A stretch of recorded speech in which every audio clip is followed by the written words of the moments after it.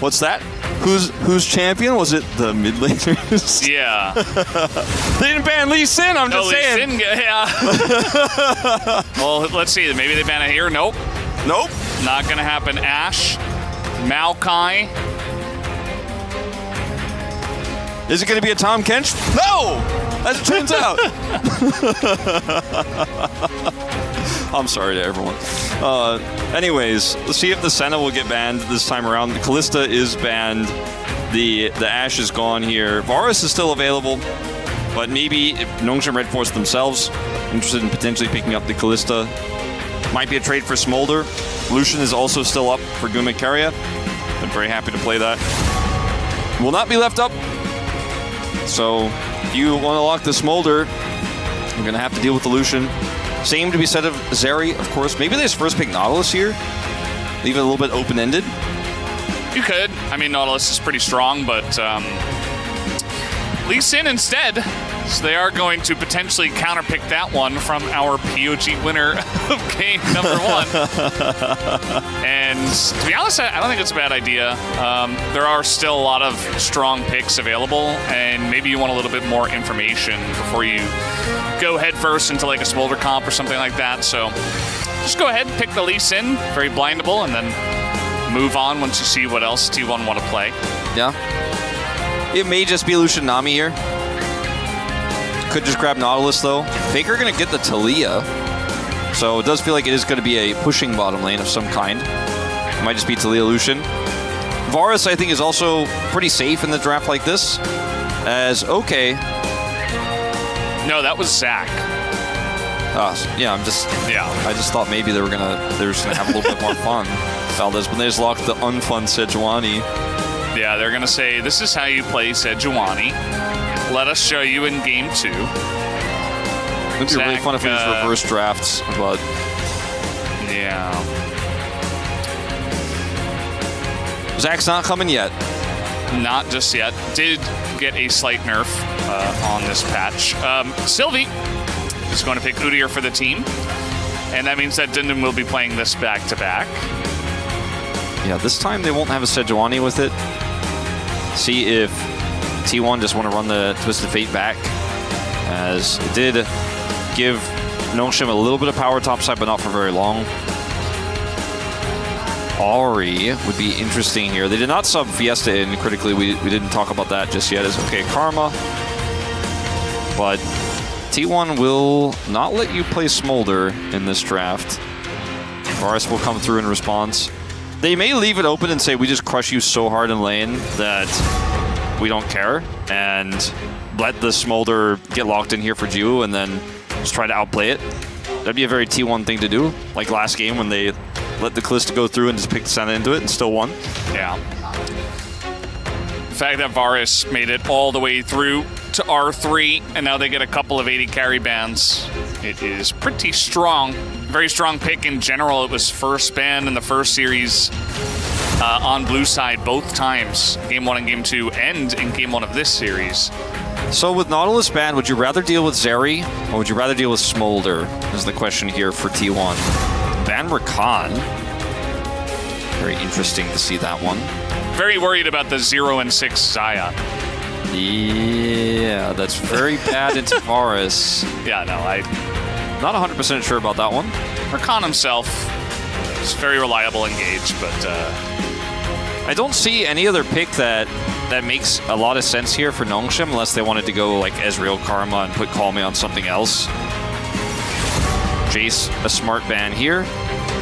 It also makes me worried that they might be playing Xayah. Where's Aatrox? Okay. Smolder Varus. I think they're just hovering it to say, I know you're going to pick this. There's no way T1 would play an unusual, strange bottom lane. Would they, Valdez? Would they play Vayne top into the man who failed to get a win on it? Or will they just play Renekton? Or Gnar. It's Gnar. It's Gnar. Gnar, known to be pretty good into Udyr. Yeah. The good version of a ranged top into Udyr. Yes. Not Vayne. Not Vayne. Twisted Fate was okay, but the Gnar is the real safe one. And it's going to be very difficult to punish. As they knew it was going to be Smolder. You and I knew it was going to be Smolder. We all knew. I thought maybe for a moment it could be Zeri, but it's going to be the Smolder upset angle, the Ox principle. The Ox principle. Milio is stronger for Smolder in the late game. The Alistair is stronger in the early game for surviving dives. It is also Sejuani you're playing into, so you feel pretty good. Yeah, Sejuani Varus. I think the Milio is a good call. Yeah, feels pretty good against the CC you're up against here. And the range that you're going to get is going to feel really nice too. You're going to have mid-prio into the Talia, unless Call Me makes big lane errors. So a solid draft here for Nongshim all around. We'll find out what's going to hold it all together here for KERIA. Could be Caitlyn. Rumble! Okay. It's not the Rumble Ashe, it's the Rumble Varus. So, Wolf, you want to tell us about your experiences watching this in Challenger League? So when I watched Challengers, when it was Ashe Rumble, Operation X Valdez, that everybody loves these days. Absolutely.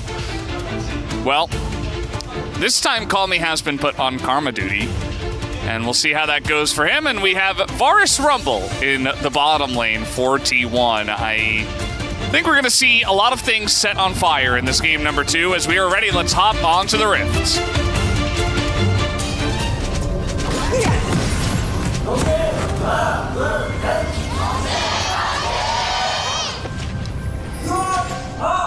소환사의 협곡에 오신 것을 환영합니다.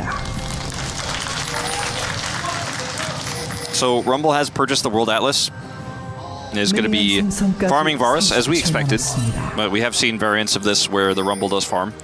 It's a little bit trickier to pull it off. As Jiwoo going to get some stacks. 2! Oh my gosh. No one's ever had that many stacks at 50 seconds. It's the fastest pace we've ever seen. The Nongshim Game 2 angle. It's real, Valdez. It's happening. Look at him. That's a number 2, I see. He's ahead of Viper's pace right now. If he could just keep this up. It's true. I can see it. He is currently ahead. It's factually a thing. Meanwhile... Yeah, that's how I feel when I jump on my flying rock surfboard as well. I get really excited. I've been playing a lot of Talia jungle recently. It's pretty good. It's pretty fun. Sylvia and Dindin going to get a ward here and start Raptors. They were seen on Vision. That was placed. So Zoner. Zoner will also, as you say, be seen and going to be vertical jungling to start things off. Jiwoo has played 4 games of the Smolder. Only one time were they able to get the Karma with it. As you can see, Call Me did not win that game, fortunately, but it has been the most common mid pairing. As Faker is 7-1 on this. Owner hasn't played a single game of Sejuani. That's kind of wild. Yeah. Level 1 trade. Udyr just does his circle thingy at him.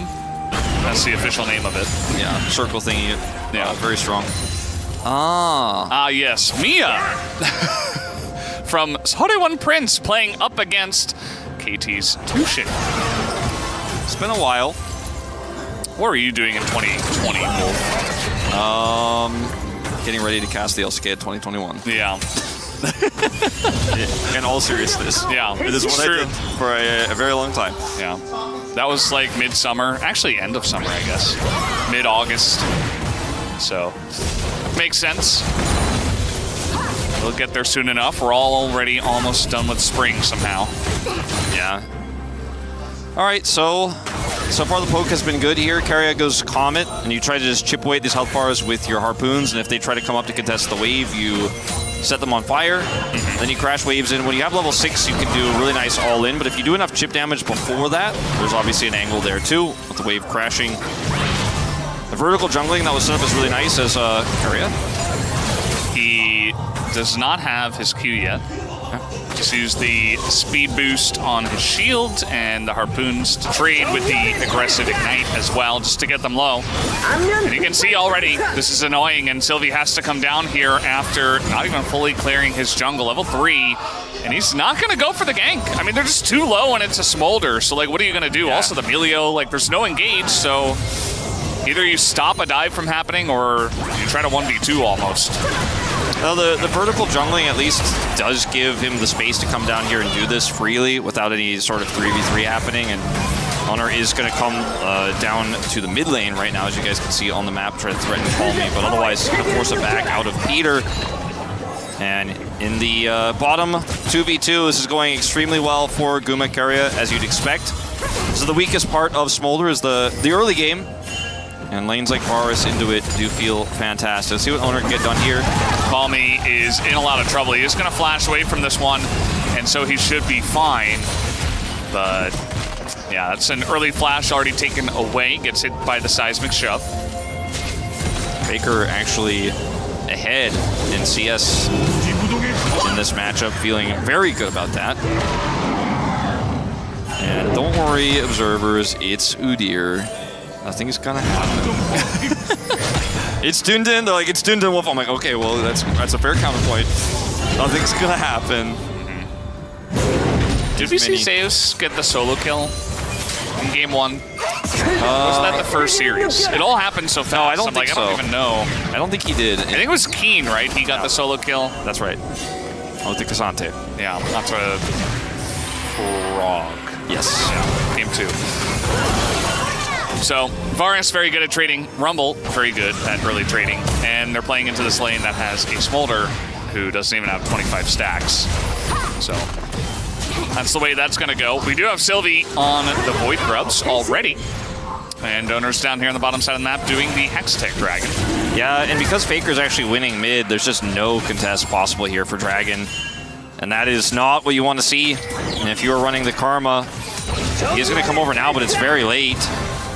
See if they can get something done in this skirmish. So hard to fight with Smolder these very, very early skirmishes. There's just no way. I mean, he's just dead. I don't even know why they walked up to that one. Peter's just going to die. He did try to flash, and yeah, kind of ill-advised to try to go in and challenge that one, especially because the Drake was already so low. If you had rotated over as Call Me, or if you had Prio and you could stop Faker from being there, or make his Weaver's Wall a little bit more awkward to use, there's a world where you can contest that. But with everything the way it was set up, I mean, it was just never going to happen, and they felt super priced into it.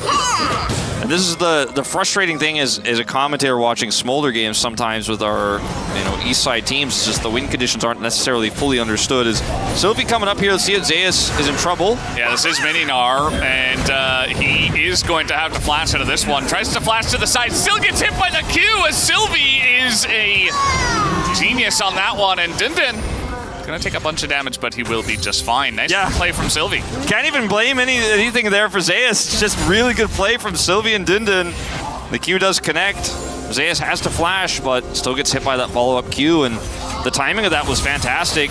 And the fact that Sylvie was top means that their bottom lane that already didn't exist it's like wiped off of the face of the universe. Yeah, it's somebody click on Smolder. No, don't. Somebody Please, click on Smolder. No, I don't want to see it. I think we know. I'm gonna guess 30. Well, the ult's gonna come in here as Sylvie is going to eat a bunch of ultimate abilities. Has to flash the seismic shove here. Does Jiwoo. As everybody has joined, you talk about the ability of the Taliyah to join into these bottom lane fights. They've got everybody. And their whole family's here. But you're playing, you're playing Karma and Taliyah. The Taliyah's not supposed to be able to have this much free reign. And yeah, he is down his flash already, and now he's down half of his health bar. Peter still doesn't have his flash back. They're gonna get the turret. Mid. They're gonna get 9 minutes. The whole turret and all the plates. Peter is level 3. It's going to be like that for a little bit longer because both he and Jiwoo can't stack. He can't stack and can't farm because they can't get to where the minions are. They're getting denied so many minions right now. It's insane. Like, look at how much XP they lost. And now they're going to try to fight this 4v4, but again, their bottom lane doesn't exist. Jiwoo is going to hit a Q. That one's point and click, thankfully, and Donor just flashes away, and he's totally fine as the rest of them just going to pump damage into that Karma. And, well, at least the turret survives. I don't think that's actually a good thing at this point in time. No, it's keeping him away from minions. It's really annoying for him, actually, as you will get some of these at least. And he's half the CS of Varus here at 8 minutes. And Call Me has not been able to change the story of this game. He just hit level 6, did KERIA. Yeah, he could just go for the equalizer here. Hex Flash. Yeah. There's a ward, though. Yeah, Jiwoo wouldn't die, I don't think. But still Gets going to hit go by for it, multiple. and just going to flap away. And the Q is dodged here. I mean, this is just like, this is just bullying. And are they going to get the turret? I don't know. Chain of Corruption comes down, and now Peter's going to just barely survive with that shield as Sylvie desperate to try to help, and he finally will be able to, as the turret, it stays alive on about 5 health. Yeah, well, that ended up backfiring for T1 in a big way, staying there. This play, on the other hand, where Rumble just presses Q and flashes onto the poor Milio, who can't do anything about it. Call me? Okay, well, now Call Me is, he is Karma. He's just going to flash out of this one. Faker, though, with his own flash, trying to hit some rocks, and that he will. Flashes forward for that kill. As looks like Owner just threw an ult in, and Call Me just got comboed. The power of the Talia. There you go, there you have it. And Call Me just a bit far up, I guess, and got caught by the shove. It's as simple as that. We're just watching gold explode everywhere for T1 right now on this map. Known from our Pinata, they are hitting repeatedly. And they're not blindfolded, actually.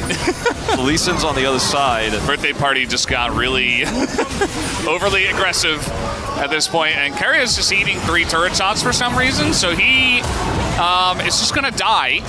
Trying to flank on the support Rumble, I guess. I don't know. It's okay. Just a little bit of showboating, just a little bit of happy gaming.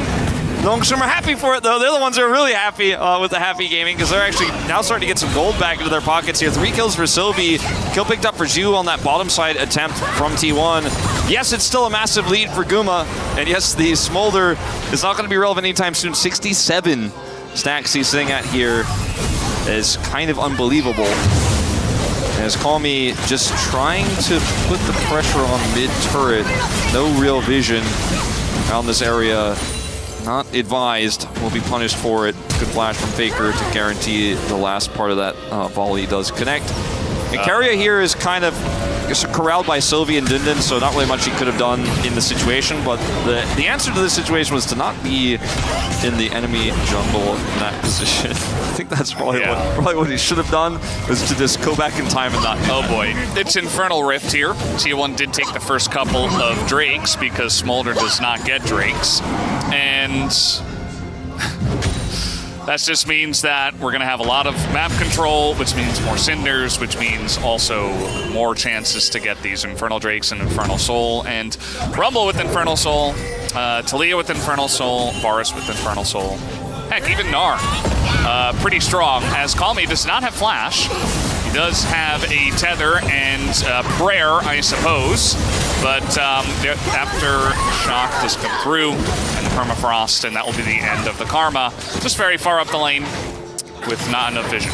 All you can do is pray to Faker, but he will not answer. He's going to give you another Faker death. works in mysterious ways. It certainly does. And in this case, a little bit more straightforward and less mysterious, but well, let's see how mysterious this is. Yeah, let's see. Now, Talia, okay, he is going to be able to knock him away. And now he's got a Blast Cone. Maybe can help him out with a TP coming in, though. Looks like Faker is not very long for this world. He is going to get a nice combo, though, on a Call Me. He's keeping them at range. Another Q is going to land here from Call Me, but eventually Sylvie works up the courage to challenge Faker, and that will be the end of that. So we do have the the red carpet is called down, and KERIA is just shelling at him from range. Doesn't even need to burn him in this case. So much time spent on the bottom lane for Sylvie, obviously, that yes, Faker dies, but they get to set up that play topside with the support Rumble, drop the equalizer, and then come with the Q, like burned down there by Scorch in the end. And now it's the second kill of the game. He's had some whoopsies, he's had some fun moments, let's say. Oh, yeah. It hasn't been all bad here. You know, he's getting the advantages that you want with the Rumble for the Varus in the bottom lane, and now helping Zeus out. So Zeus is starting to get quite large up here too. We'll get the teleport out of Dindin and some additional plate gold. And his owner does not have his ult back just yet, but still interested.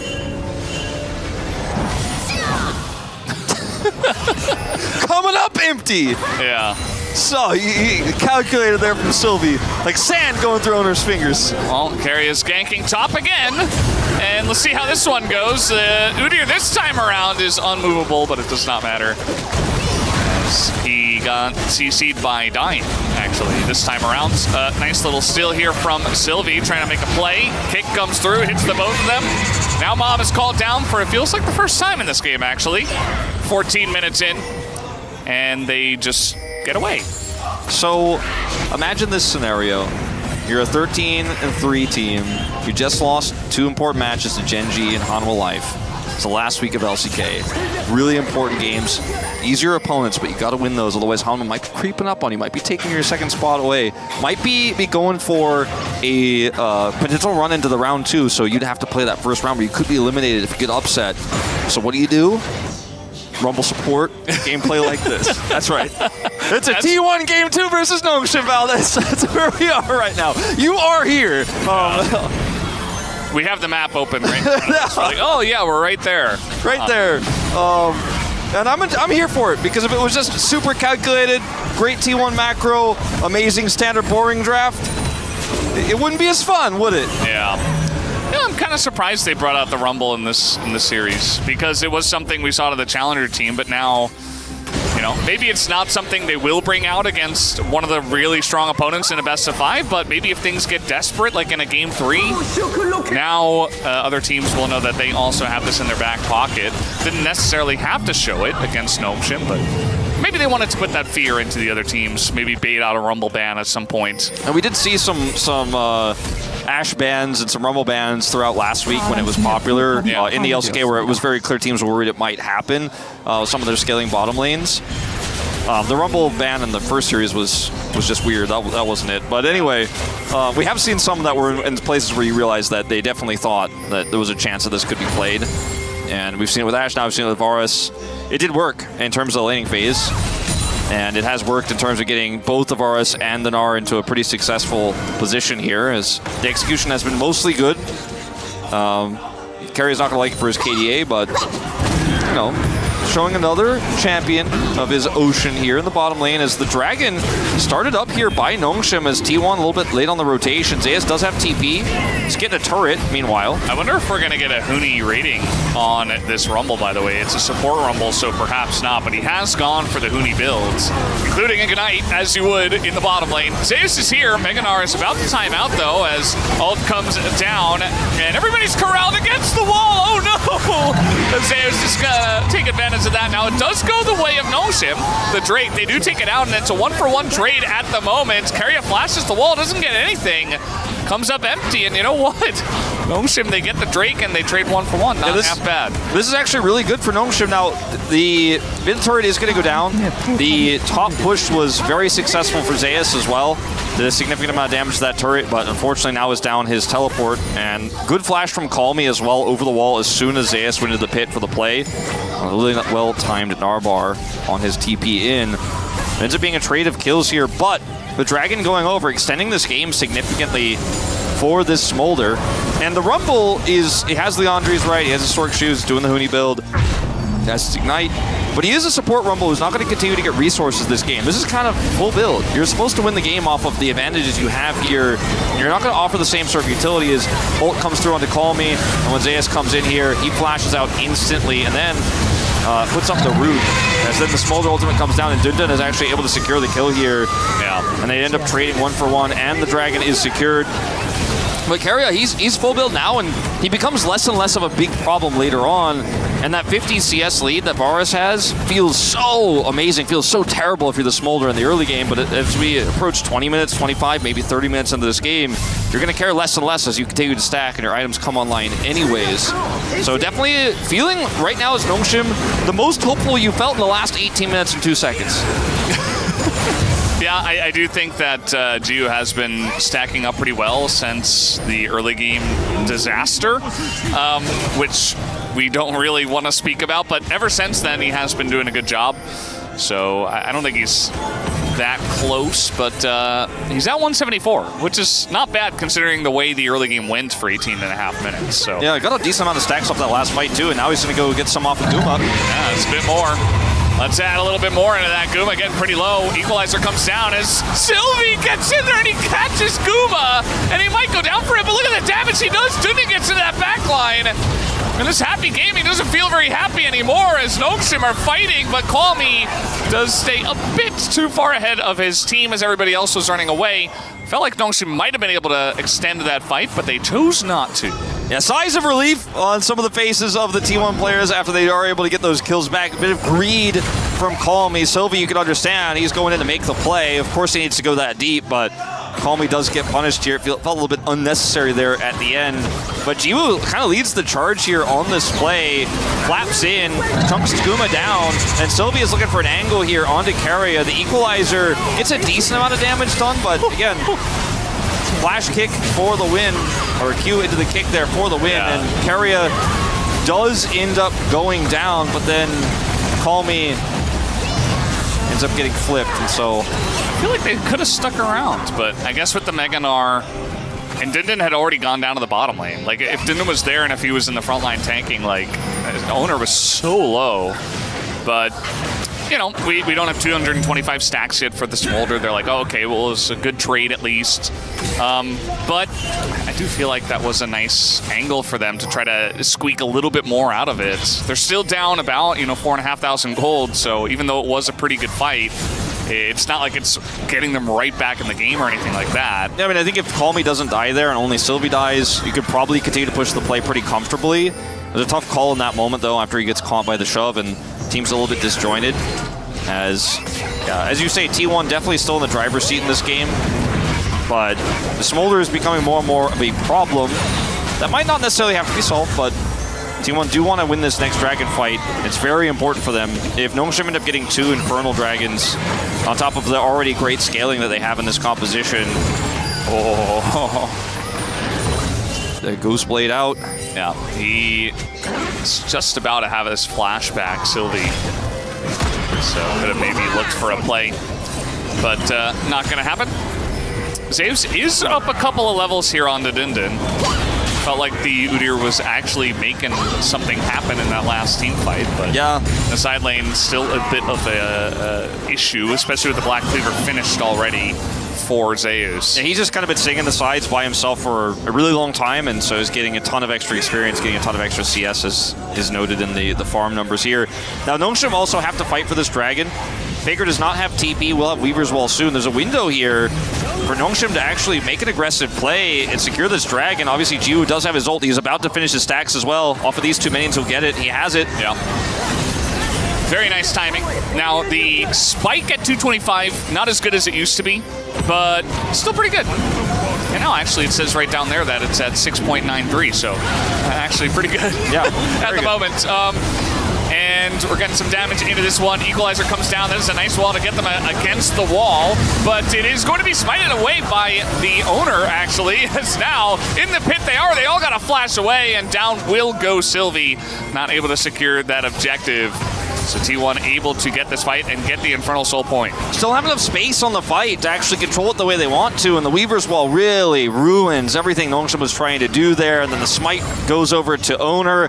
If the smite goes to Sylvie, you can still at least salvage it in that you were able to get the dragon itself, and you get some of that scaling, but now T1 are on Soul point. They win the fight. They are going to start Baron. Well, Mom's trying to help out here. Faker is pretty low, gets a big shield from the Saris, but they're not going to be able to stop this Baron from going down as Jiwoo going to flash forward and doesn't even get the kill. Owner might bite the dust, but trying to just back out of this one. It is going to elect to flash away. Zeus as well just hops, and T1 are pretty much out. Call Me is going to hit the Mantra Q, but no execute right now. And now they're actually trying to turn something onto Jiwoo. You do not have to stay here, T1. And Jiwoo is flapping on in, looking for a bit more. They do not have any vision. And now the entirety of the team at T1 is sticking around as they're looking for a fight. Yeah, this is T1's way. Oh, you think you're going to pick us? We're actually, how many of us are still over here? You don't know. And now they know. Who's going to miss? Unfortunate. But now they're all the way underneath the inner turret, so that's the end of that. Well, the silver lining here is that Nongshim burned a lot of the time of the Baron away with repeatedly stopping those backs, but not able to get any kills. As Dindin will get some bounty gold here for his squad, but see if Zeus can make anything of this play with the Weaver Wall. It's looking like Dindin is going to run away from all the rocks. If you can outrun the rock missile speed, I think you'll be fine here. He's just running the opposite way now, trying to buy as much time as possible. And you know what? He might just be fine, especially with this nice little disengage cone. Not sure why we still have these in the game. Dindin just still running, and I think he's going to go down right now as Notion trying to fight here in a 4v3. Gonna bait down an ult from Owner, I guess. I mean, the idea is good. You pull them around on the bottom side, and then maybe Jiwoo can get something done in this fight. He's getting stronger and stronger by the moment. That's just on that last fight, and if he's just a few stacks ahead when he flashes for that play, maybe he gets the kill. His equalizer is gonna be huge. The equalizer is pretty gigantic. Call Me is in a lot of trouble. He does not have his flash. He's just running away from this one. KERIA, he's got Sylvie on top of him, doesn't care. Even Mom's gonna try to help out, but it does not matter. And T1 looks like they've had enough of the shenanigans, trying to get some actual value out of their Baron push. Yeah, a very weird game, but the chaos is where T1 are going to thrive once again. Soul point, there's 2 minutes to go until that dragon that will decide the game is going to spawn. If Nongshim take it, they might be able to live a little bit longer, right? But the Baron power play here is sitting at 3,500, 3,600 nearly. End up grabbing those additional kills off of really nice flank from KERIA where the equalizer traps them there. Zaya's gonna grab another turret. Just so much going the way of T1 here. 11,000 gold nearly, or just 10,000 gold rather, is the gold lead. Don't do math on stream.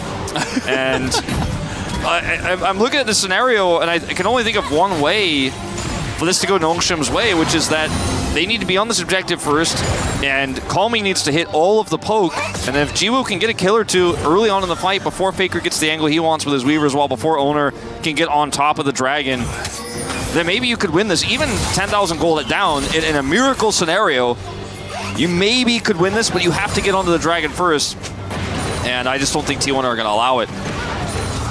It's not looking very doable at this point in time. There's this one ward that Owner is on. He's going to take that one out. We still got a minute until this one does spawn. But with no Baron available, there's not really anything else to do, right? Except get mid prowl, get bot prowl, and try to set yourself up to be in a good spot for this fight. And Nongshim essentially just going to have to provide a front line for their Smolder. That's their late game win condition. And that's the only way they're going to win this fight. They need to get to you in a spot to do enough damage. Call Me needs to be hitting poke too. Without his poke, Jiwoo's damage alone isn't enough. And, you know, Jiwoo obviously has to get very close to the enemy team to actually land those Qs, even with the Milio. So it's really tough here for Nongshim. And T1, like I said, they're not giving any space to Nongshim whatsoever. They have so much vision control here. The Nongshim have to wrap all the way around to try to get to this pit. Zayas will see them. Yeah. Zeus, I think he was trying to get bot maybe to... there's not even a wave there for him to try to get towards the Smeganar, but... Faker has TP and Weaver's Wall, and he's going to get this inhibitor turret. The clock is running against Nongshim. Oh. And the poke is it's beginning to land here. The VAR is having a bit easier of a time from range. Call Me is not hitting the poke. And it might just come down to a bit of a split unless T1 can get a fight started on their terms. As everybody on the side of Nongshim is just backing away. We got a wall here. They just want to get this Infernal Soul. And Nongshim are just going to give it up. They say, nope, we don't have the positioning on this one. And we are just going to let them have it. It's not getting better for Nongshim, but if they lose a fight here, the game just ends. So they have to walk away, and they give Infernal Soul, which feels terrible. It feels like a game-losing play. But as you say, with the positional advantage T1 had, there was no winning play. There was no angle. Speaking of angles. Now they're just going to throw an ult in. Not exactly sure why, but they're just trying to create space, make sure they get that inhibitor, which they do. No Baron buff at the moment. Still 45 seconds until that one. T1 just poking them down, harassing, and trying to push up, create more space before they do go forward this Baron. And this Rumble pick obviously is still relevant in this game, and I feel like KERIA has really increased its longevity by having great equalizers. The map control they've had has allowed him to make some really cool and clutch plays. The Smolder is going to be bigger, as you can see here, now moving up to 9.73. That is a big execute threshold. He's getting closer and closer to being able to kind of two-shot people, and if he ends up hitting a big swath of T1 members with his Q in a team fight, maybe you can carry it. I just think that T1, if they regroup here and push, they can end the game before the Elder spawns. They obviously can just force a Baron fight as well. So Nongshim have to be proactive. They're trying to find an angle, but T1 just not leaving any openings, and Zeus has teleport. He's going to threaten a second inhibitor here. Somebody has to respond, but that means Baron. And it's not going to be Dindin. He's not enough to answer this push. Well, I guess it's the whole team. Guys are going to give away the Baron. It's Gnar also here for Zeus. Will they get Zeus is the question. It looks like they should be able to relatively easily. And yeah, Zeus is like, okay, you got me. You did get me. But you're giving away the Baron. And I suppose for Nongshim, they'd say, well, we're never going to be able to try to fight for Baron right now, so let's just take the consolation prize. But again, it kind of feels like you're giving away another huge objective, just like what happened on the Infernal Soul. Yeah, and I think this time you actually have to wipe T1. You can't just sit back and go, well, let's try to defend this Baron. You gotta get in there and force a kick play as Sylvie. He's got flash. It's time to shine. Are you going out of this one 0-2, Nongshim? I mean, again, the chances of them winning this game are growing by each passing moment, but they still have to deal with this Baron push. And there wasn't really a great play to make when Zeus was pushing bottom side there.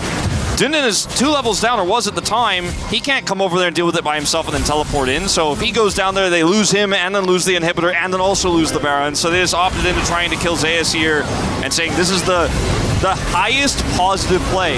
Is it a positive situation? No. But it's a less bad situation. If we could just live for the Elder fight, if we could maybe survive this Baron. 2 more minutes on that. Maybe we have that miracle Elder fight, because that's all it takes to win this game for Nongshim is 1 win on the Elder fight. Easier said than done, but if the chance is not 0%, but that Nexus is still alive, that Smolder's still scaling. Nongshim fans clutching their seats tightly, hoping maybe, is there a world? How crazy would it be if they come back in this game? I don't see it myself, but the Nexus is still alive. Yeah. You also had Smolder and Karma with TP. Like, you could have sent them both down if you really wanted to fight for the Baron. It's almost like they said, no, we don't want to fight for the Baron by any means. It was very strange. And T1 are just now pushing with this Baron, although the wave clear is pretty nice with Karma Smolder. It's what this combination does offer you. Sylvie gonna queue in, looking for an angle, but T1 just holding their ground. They're just going 3-1-1 and saying we're going to take out these inhibitors first before we do anything. Zeus should be able to get this. Oh, the minions will. Right? The minions will. He gets it. No, they won't. He gets it. Right? He wants Dindin instead. He's going to take down Dindin. And now we got a wall coming down. Zeus is going to get that one. As Faker is just going to have to go into stasis. He is going to be executed. And now Sylvie, he gets a kick and immediately dies. But that's 2 executes now for Jiwoo, who's looking for more. There's the 3rd one. Triple comes forward from Jiwoo. And that will be 4 as Guma does bite the dust, and Jiwoo will survive quadra kill as T1 can't quite break the base down. All right, so that is so much money that he just picked up here. We'll see what he ends up buying. Could just straight splurge for GA here if he wants to, and then go for this Elder fight. 75 seconds until it spawns. T1 will be up. Guma also has teleport in this matchup. He doesn't need any aggressive summers. He's just got the Ignite from KERIA, and we'll be able to match some of those rotations. This is kind of a botch, to be honest. Faker ends up coming in here, and it's Smolder, so he just flies over it, and then Faker has to stopwatch to try to stop himself from dying. The second execute threshold will be hit there, and then Jiwoo can fly and flap for the chase. And we might be seeing another Jiwoo ceremony if this does continue. It's not over yet. They still have to win the Elder fight, but this is the biggest swing you were ever going to hope for. He flapped over the wall, and then he got melee ulted. Yep, and then he's like, oh, I can cue them from a million miles away. He didn't say any of that, but I'm sure that Sylvie is screaming like, I'm going, I'm going, I'm going. The AD carries generally don't say too much. I mean, the Nongshim fans are here for it. Like, this miracle comeback, I've been kind of like setting up the script a little bit, you know, like, hey, it could happen. It's probably not going to happen, but like, the chances are high the longer this game goes. Elder is up. The Ox Principle, Valdez. Always respect the Ox Principle. The Smolder and the upset. Nongshim have Prio. And now Dindin, he's going to back. He can in. Yeah. Are they going to fight this or what? I mean, maybe looking for a steal of some sort. It's just going to come down to a 50-50, but that's Elise City kicks him away. And it goes to Forest. Guma is going to get it. As because, you know, Varus does have a smite of his own. It's his Q button, and he will take it down in the chaos. T1 get it, and they're just waiting for the smolder. There's like negative damage going into him, though. Jiu kept alive by the Melio. Meanwhile, Zayu's trying to end the game. Which Elder's better, Valdez? I think I know. He's going to TP back. Okay. And the game is not over. It's not over. It's not over. Jiu, how many stacks does this guy have right now? It's got to be a ton. We're reaching 34 minutes into this game. And T1 will maintain the Elder on a few of their members here. Let's see exactly how this goes. As Varus is just channeling. He gets kicked away. Oh, at 162. That's just not it. How did it go that low? With both smites available. 474 stacks currently on Smolder. Got the update. And yeah, so this ends up going their way, but Jiu actually flaps over here, gets behind them, and even with T1 having vision here, they just don't have the ability to lock him down. So he can just kind of fly around. It has to be Varus arrows that hit him, because you're not going to get him with a Talia shove. A seismic shove's not going to catch this guy. Chains of Corruption's pretty tough to land in this situation. Otherwise, you're looking at Glacial Prison. And so there's just so much free reign, and it's not really part of this draft I thought about when we were looking at, you know, the lineups of 5v5 and the Soldiers survive the early game. How well can they get to the late game? How well can they stack with the Karma Pile? I wasn't really thinking about how many different ways can T1 use to lock him in place, and there's a few, but they're not consistent. So he's just had so much power in all of these extended fights. Now T1 are going to start this Baron up on spawn here. No one is even in the top half of the map. They're just using the Elder Drake to get this objective, and they'll have Exodia for 35 seconds. But, you know, I think it's enough to actually group mid and take the mid inhibitor. Because even with you poking down and being annoying, you have Elder. So if you do it slow enough, might be enough. I mean, the wave clear is just so insane, though. T1 have to be so respectful. The bounce damage here on every single Q is so lethal. I mean, even on Owner here is super tanky. How much damage it's done to him. His shield is broken on his Rooker, and it's procced here, rather, I should say. And so, yeah, they're just trying to split push multiple lanes and just use that. The second that you leaves mid, that's a go sign for T1. They're going to take down the mid inhibitor. We have double super minions in every wave, and yet Smolder can 1v9. Yeah, I mean, Owner's kind of in trouble here. He needs to get over this wall, taking so much damage. Yeah, the trouble you mentioned is 1Q. Yeah, just one. Which is actual trouble. Look at KERIA as well. He nearly died. He almost died from 2 abilities. And now we got Gnar in the top side. Big equalizer. T1 trying to put an end to this one, but can they is the question. Kuma desperate to try to take down the turret. He gets the one. And Dinin is tanky enough. We still got one Nexus turret.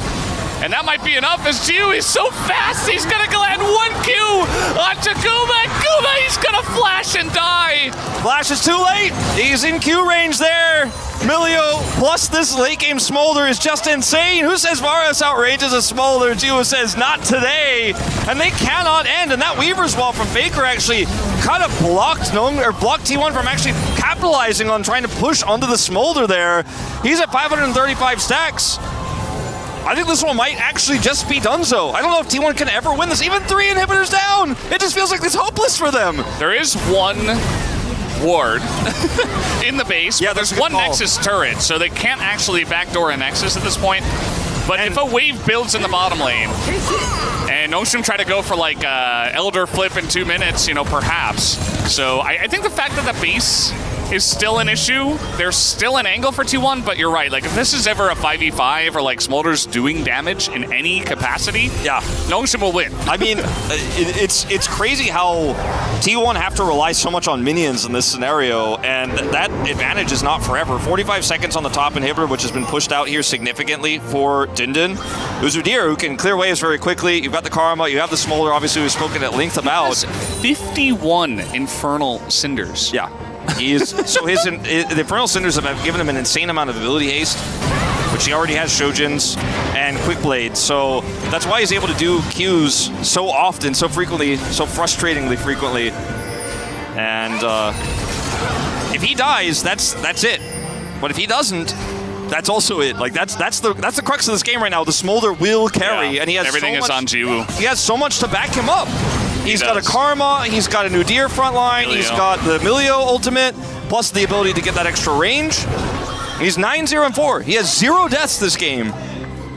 I think we know who's going to get the POG if we make it there. If they do, in fact, bring us to 3, 40 seconds until the Elder comes up, and these waves are still a problem. Top inhibitor has respawn. Yeah, they're trying to group up in top, push this one out first, and then kind of like knock them out one by one, right? Go top, that's the farthest away from the Elder. You've got your inhibitor up in the top lane as well. Then go mid, and then maybe look bot. Sylvia's just holding the wave for now. I don't think he can clear it alone. As, okay, you know, Guma does a decent amount of damage himself. He has Infernal Soul. Uh-oh. But look at Faker. I mean, he lost half his health bar. It's 1 Q. Yeah. Vision's going to play a big role in this as well. Palmy also taking a huge chunk, not able to shield that one. Zeus is still a side lane threat, and he does have teleport, so Nongshim actually have to be, as the Smolder comp, weirdly enough, the ones who start things off, and the poke is coming through. Faker stopped on his back, his TP is available, so he wanted to just come back into this fight at full health. Not going to be allowed to. TP here on Zeus. This is Jiwoo, and I think he's going to be able to kill Zeus. Zeus just going the opposite way. T1 are taking down the Elder Drake as this is happening. And Zeus, I mean, this is going to take a while for them to kill him. He might even be able to get this inhibitor as Meganar comes in. He's got Zonya's created as Meganar, and down he will go. He does get executed, but Elder Drake taken by T1. Yeah, but Elder Drake just isn't that good for T1, to be honest with you, Valdez. Like, their comp doesn't do longer damage. They deny it from Nongshim. Yeah. I mean, I was going to say this when I saw them decide to give the Elder, like a light bulb popped off my head, is this is like the modern version of the Jin Air T1 game, because the Elder doesn't matter to Nongshim. They're just infinitely scaling. There is no reason for them to care and lose a fight where they don't have positional advantage. And the 3 inhibitor advantage that T1 had moments ago, they're still 10,000 gold ahead, 11,000 gold ahead. They're not going to get 3 inhibitors off of this Elder. That's not going to happen again, I don't think, this game. The advantage they had for so long is now gone. As these inhibitors respawn, 30 seconds, 53 seconds, then Nongshim actually have agency for the first time. And this Smolder has been scaling up since then. And I'm a little bit worried about what's going to happen here for T1, because yeah, you got the Elder, you deny it from Nongshim. But what's the next step? Starting a Baron fight here in 30 seconds? It's going to have to be an amazing Weaver's Wall from Faker, or some sort of Gnar angle here. I mean, they do have a little bit of vision control right now. I think T1 have to kill Jiwoo. Like, I mean, of course, you can't, well, what I mean is you can't start an objective. You can't do anything if Nongshim are there, because you will just die. Like, you will not be able to win a 5v5. So either you all in and you kill Jiwoo and you win the fight, or you're just going to get poked out and you lose the game. And so weirdly, Nongshim are not even going to take that theory to the test. They're going to just sit back and clear these waves and continue to scale, saying our wave clear is so good that I don't care if you have Baron. We've already done that. We've already dealt with this before. Inhibitor's starting to respawn here, and Nongshim will just give it up. Exodia's got nothing on Smolder. Yeah, who cares? Who cares about Exodia? All right, I didn't know. Q doesn't. We were going to maybe have a historic game on our hands here, Valdez, when I showed up to work today, but we're getting there maybe. Let's see if Owner could say no, it's not. It's a 2-0. Look for a flank angle here. They've cleared out all the vision. Let's see how good that wave clear really is for Nongshim here. He's going to have to push through these Baron mains. Watch you just do it. Yeah. His Qs, he's got so many stacks. But what about all 3 waves at the same time? I think T1 are doing the right thing, but they have to play this so carefully. Because if Jiwoo gets enough damage, the game might just end. As now, Engage is just going to sail wide. But maybe it's just a distraction tactic because they took down 2 inhibitors. But inhibitors didn't work last time. Jiwoo's walking towards him. Oh God, run away! The nerves are coming through here for T1 as well. As they're watching this game, I think potentially slip through their fingers. I mean, they've been in control for so long. Is running at them and everybody's scrambling. There's like a giant monster chasing them. Oh God. Okay, they should be able to get this 3rd inhibitor now if they just focus together. As Faker's on a flank, he has Weaver's Wall. Jiwoo can just fly over it though. Uh-oh, Jiwoo, he's getting aggressive. Okay, now he doesn't have his flight. Let's see if Faker decides to capitalize on this.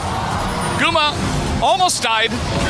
And he's going to flash early this time. A Q comes down on Owner. I don't think he's getting out of here unless he flashes. He's going to elect not to flash. As meanwhile, Zeus, he's looking for the end. He's trying to just take down the turret, and he will. He's going to take it. The rest of the team is just running away. They do not want to fight this Smolder. I mean, look at how many structures T1 have up as well. It's not like T1 can just go, oh, okay, or rather, Nongshim can just go, oh, okay, well, we killed your critical members here. Let's just push this 5 and end. They have to go through the outer turret and mid, inner turret, inhibitor, nexus turret. So these respawns are going to come through. And I feel like, I guess maybe if you can group like this again as T1, now that the nexus is exposed, you might be able to get something done. No wards were dropped in the base, so T1 doesn't have a teleport ward to end with. Oh man, there's no Baron either for Nongshim, so they just get the waves cleared. They can't push even the outer turret. The outer turret, Valdez, can't even 43 take that minutes. one. And the Elder Drake was created because it was designed to stop moments like that 90-plus Generic Green Wings SK Telecom game. But it turns out the second Elder Dragon was created, and it was a mistake. As this Elder Dragon is just trumping the real Elder Dragon. Look at his gold. He's the one. He's the Jiwoo Stripe, the 4,100 gold lead. Yeah. Only in bottom lane, the Jiwoo exclusive. This is the Azir, the Sivir, and the Baron all together, plus an Elder Drake, which was introduced after that. There's no Kha'Zix. There is no Kha'Zix. Where's Humpty? Oh, feel bad. Humpty should be here for this. Oh boy, well. I'm sure he'll watch it. And, yeah, Moby Boots. I like this, actually. It's a great call. And went Hullbreaker, too. So he's going to try to just burst down the Nexus, and obviously he's going to have those additional resistances solo here. His job, he's not a team fighter anymore. Yeah. Like, there's no tank that can survive against you, so all you got to do is split push. So you don't care what items survive against Smolder, you care about what allows you to kill side lanes and actually kill the base. Push. Yeah. Uh-oh. This could get interesting to you. Oh, okay. Yeah. Zeus, I think that's the right call at this point. Just run away. Yes. And look at Faker as well. He's always looking for an angle, maybe to Weaver's Wall into the base. He was like in the enemy jungle waiting. He didn't have Weaver's Wall, but now that's something they have to be careful about. Yeah, I also really love that Jiwoo is stuck with this build. He's almost at 700 stacks. Oh, man. Because he is just full glass cannon because he knows that his teammates, like, he doesn't want a GA, he doesn't want a Zonias, he doesn't want any of that safety stuff. I don't want any of that because I want to just do the damage and rely on my teammates, rely on my team's wave clear. If I'm in a position to where I have to Zonias, the game is over. I don't want that item. I don't want GA. What if he hits 1,000 stacks? Do we begin to see some tank items? Because at that point, it doesn't really matter what items you have. It's just about what your Q stack is at. Yeah, I mean, I guess that may be true. Maybe eventually, although at this point, I do agree. Like, you are the damage dealer. Yeah, and on this patch, you get more value out of your actual items with the burn and stuff like that. T1 aren't even doing the Elder Drake anymore. It's useless. There's no point. It doesn't do anything. Yeah. They don't care. What is that ward, by the way? Did he mean to get that over the wall and fail? Or did he think there was a control ward so he didn't want to put over the wall? Now I'm like really thinking into every little angle. Yeah, your guess is as good as mine on this one, Valdez, but they are picking the Elder. There is a blast cone right there. So if you TP to that ward and blast cone over, then you can get in. Also, if Faker does it, he can just Weaver's Wall in. So that's another option. Yeah, but in Zeus's case, right? They need to realize that and actually sweep that out potentially here is T1 are going to start the Elder to try to bait them in to being away from their base and not reacting. And Nongshim also don't care about they know. They just pinged it. Yeah. They know something is there. This Elder Drake goes down and I think nobody cares. I think he just swept it, yeah. He just swept it. This is basically stalemate territory, Valdez, so we're in right now. We getting a remake? I mean, I don't think we're going to get a remake. You and I are going back to our StarCraft 2 days. I know. Gonna like an hour and a half game, they're going to be like, okay, we just need to redo it. That was the funniest thing about that Generic Green Wings versus SK Telecom game is everyone was talking about it's like the legendary longest esports game of all time, and Valdez and I are like, man, we had like 3-hour games every week for a while there. Yeah. Not really, but we did have a over 2-hour game that was remade and then went to an hour as well. Yeah. So Nongshim trying to make a play maybe for the Baron. Yeah, now this Baron, they don't have vision. Oh, if Owner just bursts. Okay. This is so scary. Oh, gotta be careful where you're standing. He's such a threat. Nobody's getting near this guy. Baker's just going to try to get an inhibitor down, because when these inhibitors are up, you have so much time. And the fact that Jiwoo also has teleport is just so frustrating, because he could just come back at any time and deal with you. All right. And they got Baron, but no inhibitors, so Right now, I got the count. 4 Barons have been taken, now 5, 3 Elders. Guess what? Nongshim, 1 Elder baby. 1 Elder. So 5 Baby Barons, 3 Elders. Not as good as Smolder. How many Barons does Nongshim? That's a 0. How many turrets does Nongshim have? 2. How many turrets does T1 have? 11. Is that Nexus naked? That's right. You guys aren't seeing this wrong. Okay, he just tried to get in there. That was a bit scary. I wasn't ready for that. My heart was not ready. No. KERIA. Mom called down. He's on the run. No, he's dead. He's trying to bait, but this... No, he gets the flash. Great timing. Equalizer comes out for a bit of poke, I guess. I mean, he avoids the Glacial Prison. 1Q. Oh! He's dead! They did it! They killed the Smolder! That's game! That's the game! All they had to do was kill Jiwoo! And they did it! GG! I guess T1 will take this one as they use their 3rd Elder Dragon to win game number 2. Unbelievable.